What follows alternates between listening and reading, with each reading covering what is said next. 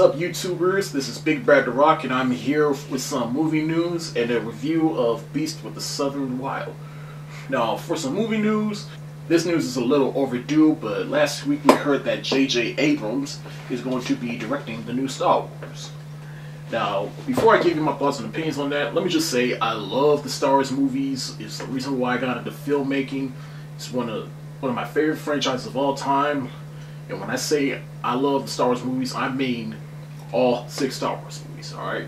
And yes, like, honestly, you fanboys, preferably the older fans, get on my nerves because y'all really talk shit about the prequel films, alright? I mean, yes, the prequel films are not perfect, but it's not exactly the worst thing in the world, alright?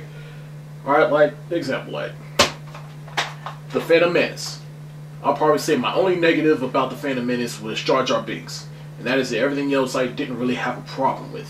So, The Phantom Menace, yeah, but I will admit it is the weakest of the series. Episode 2 is a step better than Phantom Menace, but not quite there yet.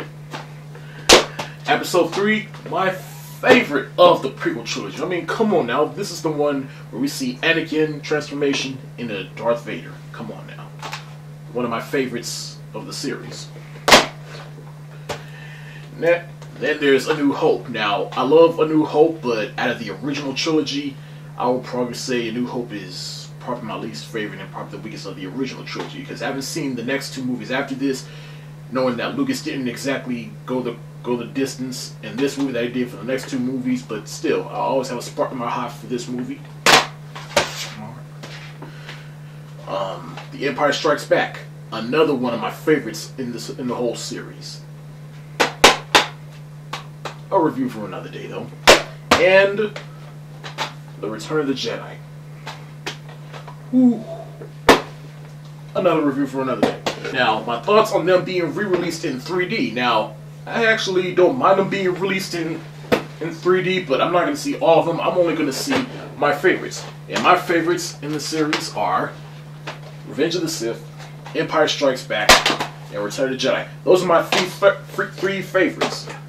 Now, do I have any problem with them being released in chronological order? No, not really. But what I do have a problem with is George Lucas is re-releasing them one by one, year by year. Now, honestly, like, I really don't want to wait until 2015 for my favorite one to get out.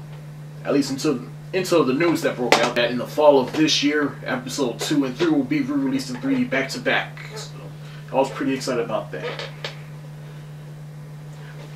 But what he should do is re-release them month by month.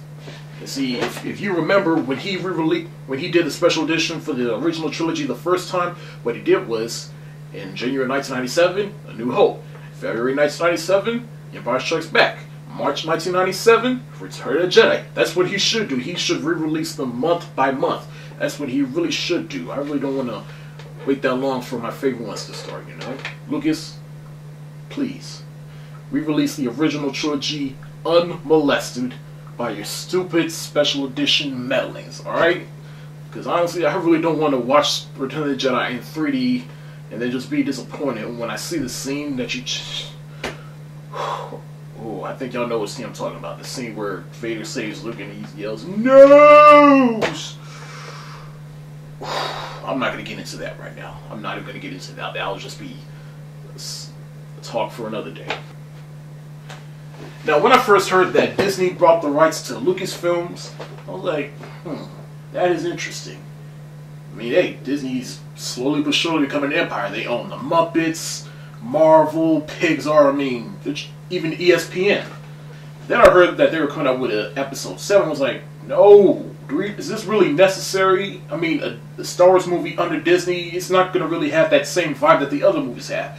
But then I thought, you know what, Disney also owns the rights to Marvel. And the Avengers movie was actually good. So, hey, it may not be that bad. So really, maybe that's the key. Joss Whedon, direct the new Star Wars. But hey, after the news I just got, it's not going to happen. Because now it's going to be directed by J.J. Abrams. Now what really interests me about the new Star Wars, I just want to see what story they're going to do and who's going to be in it and who's going to direct it.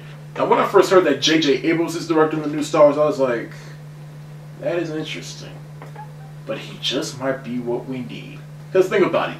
He resurrected Star Trek, and that was actually good. And I actually don't mind seeing the new one that's coming out this year. So, if he can do Star Trek, then hey.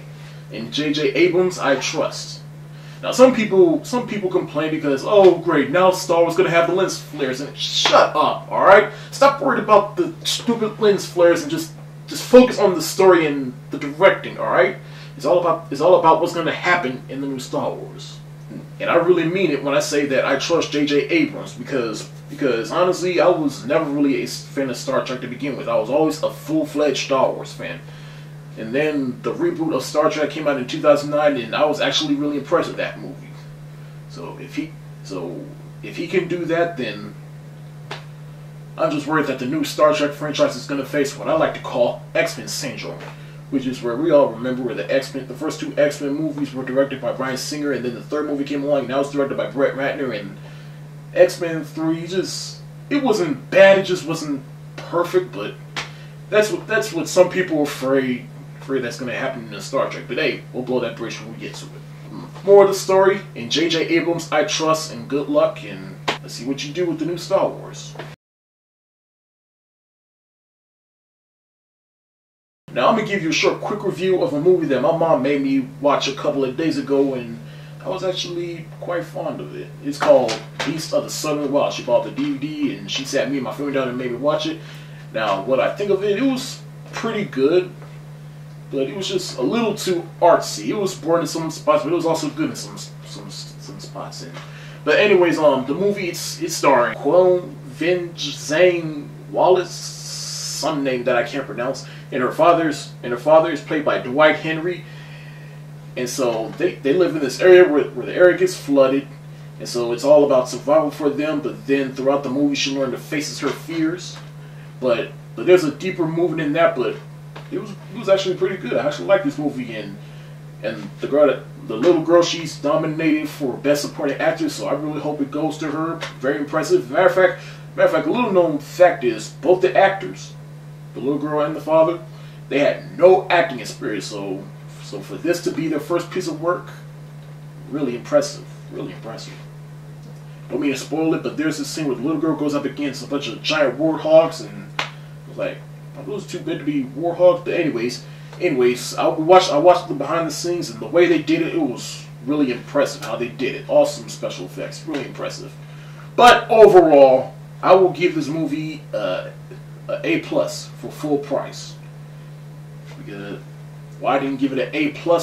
Because again, it's a really artsy movies, and there's a whole bunch of movies like this where it has its quality and its audience, but at the end of the day, it just really wasn't for me, and it bored the hell out of me. That's what I call an artsy movie. There are some good ones out there that I will tolerate, but there's just some that not really for me. That's it for today. Thanks for watching. If you want to see more, subscribe to my channel and subscribe to my other channel. The links are in the description below, and be sure to follow me on Facebook, Twitter, and Tumblr. Peace.